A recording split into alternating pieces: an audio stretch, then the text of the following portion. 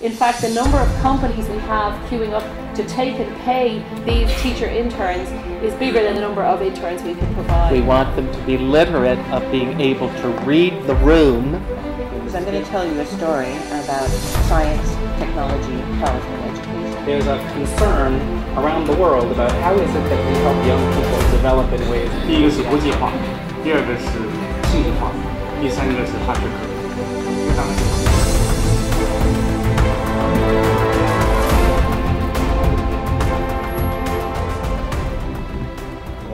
This is really fun to be between you and lunch. This has been a very impressive series of presentations.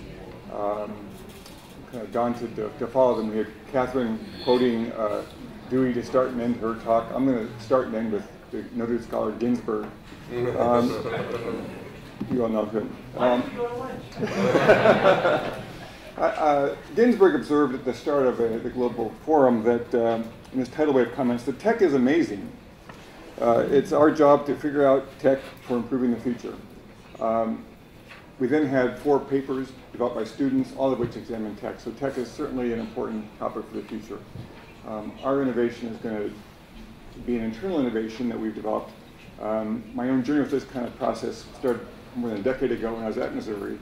And students in the residential dormitories that are on campus, the residence halls, were filling up the online sections of courses before taking the face-to-face sections. And I thought, you know, what's going on here? That's terrible. That's bad education. But then we found out when we studied them, as scholars that we are, that those students who took the online sections had better learning outcomes. They mastered the content better than the face-to-face sections, which probably talked about maybe the students, but also maybe about the faculty, or how we could improve, how well-designed online learning could be improved. And so I'd like to let Tom talk about a bit about the details of the efforts to improve our online learning and communications at University of Florida. Okay.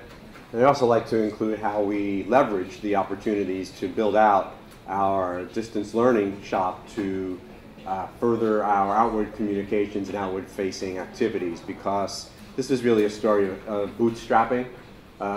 Back when I joined the University of Florida in 2003, coming from Penn State, where Penn State had a world campus and really rather well-developed distance learning initiative, and I arrived at the University of Florida, and sleepy might have been too generous of a term to use for what I found at that time.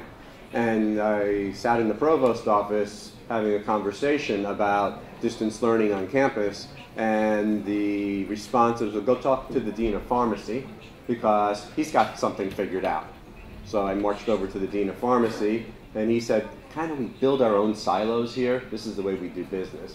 And I, you know, being a bit shocked and thought about the leveraging opportunities across campus, went back home to the College of Education and said, we're going to build a silo.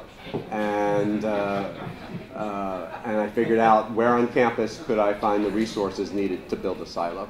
So over the last several years, what we determined to do was build out a shop that had the advantages of individuals and technology and resources that would not only increase our ability to offer stellar distance learning opportunities for learners who are both on campus and away, but how do we leverage then the resources that we acquired to improve our communications efforts as a college?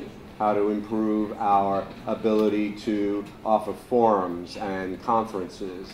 How do we improve our ability to serve individuals that are in partner school districts? So we were able to take advantage of instructional design teams, graphics designers, video production specialists, post-video production specialists, people who specialize in strategic communications and social media.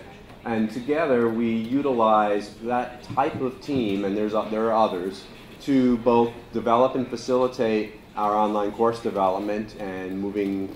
We've created a system that moves all our courses to the kinds of levels where we want them to be. But then how do we use that same team to create and leverage resources that are reusable for marketing efforts, for example, or for communications with legislators and other constituencies?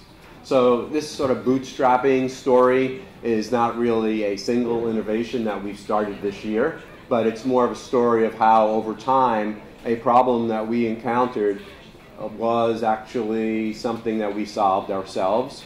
It's a work in progress, and I do very much think that we've not invented all the ways that we can take advantage of, for example, a couple of programmers that we have on staff right now are working with one of our new faculty who studies UX, UI, user experience, and user interface in the realm of virtual reality. And so this programming team that we use for other purposes is now collaborating with a faculty member to write a grant proposal to secure funding, and that would never have been possible unless we started to build out this communications and distance learning shop. I'm going to wrap that up. So to wrap up, concluding with Ginsberg, he noted yesterday that ratings or rankings of online programs is maybe based on quality, but maybe not. Maybe it's just popularity.